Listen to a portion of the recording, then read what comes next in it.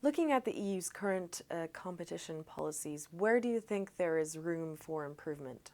When a standard is adopted, there is a restriction of competition. Basically, what happens is that all technologies which are available are kind of dismissed but one. So the standard basically selects only one technology, and all the others are not anymore available to patent holders. So that means that basically patent holders, those that have the patents for that specific technology, become monopolists. And then they can charge, after the adoption of the standard, monopolistic prices. And that is actually the problem that we are concerned with. Now, the European Commission has recognized this risk and has intervened in the past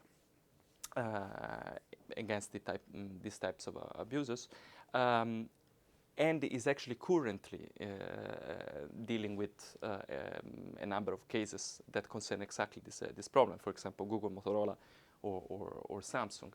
But the way in which the European Commission is intervening is by linking its action to front commitments. And front commitments are, as I explained before, are commitments that are supposed to bind patent holders that are required to charge a fair price after the adoption of the standard.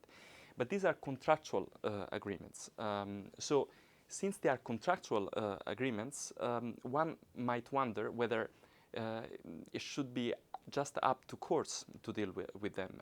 Moreover, front commitments do not bind licensees, because licensees are normally supposed not to gain any market power after the adoption of the standard. After all, I mean, like, they don't own patents for the technologies. So, but what I am actually identifying with my policy brief is that there is a competition problem which can originate also from licensees, because a licensee can force a patent holder to charge a price which is lower than what is optimal from a welfare perspective. Why do you argue that it's harmful for prices to be too high but also too low?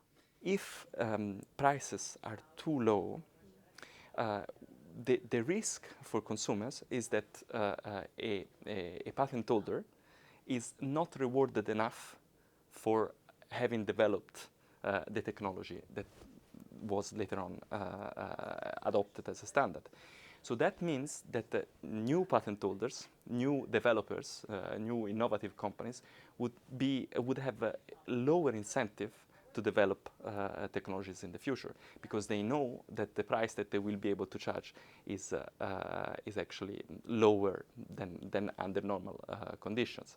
So there is a source of harm. I mean, it's not so intuitive, I would say, as it is in the case of prices which are too high, because that means that after the adoption of the standard, you risk that a consumer just buy a handset that costs more than it would have been if there would still be competition.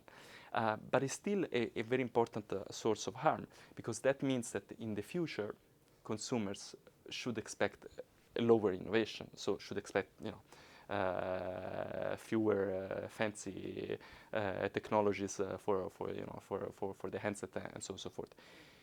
So that's why I'm suggesting, with the reflection that I have in the policy brief, I'm suggesting basically to forget about front commitments, but just focus on what the standard changes in terms of the bargaining power of the players that are involved.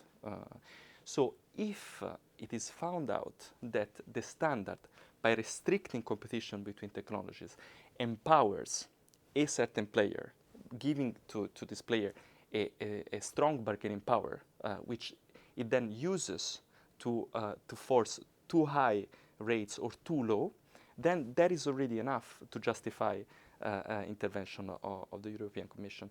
there is actually no need, in my view, for the European Commission to confine its antitrust action only to front commitment, because this would risk basically ignoring all these other sides of potential source of harm. And how would your recommendation fit into the way the EU Commission is dealing with the Samsung and Google cases, for instance? Samsung and Google and Motorola committed, before the adoption of a standard, in this case the 3G standard, committed to front, so committed to release their patents at a fair rate after the adoption of the standard. But then, I mean, like later on, during the negotiations with some licensees, most notably Apple and Microsoft, they actually didn't find an agreement, around the price, and then attempted to ban Microsoft and Apple from, producing handsets, so from using, in fact, the patents of Samsung and Google. Now, just for the fact of having attempted to block production, Apple and Microsoft claim that this is in breach of their fair commitment. Instead of focusing on the fact that Samsung, for example, committed to front, and then later on might have infringed it by seeking injunction, so by seeking to ban Apple's production, what I'm suggesting is to focus on the standardization process and to see whether this restriction of competition, which is created by the standard, empowered Samsung of a strength that it wouldn't have had before.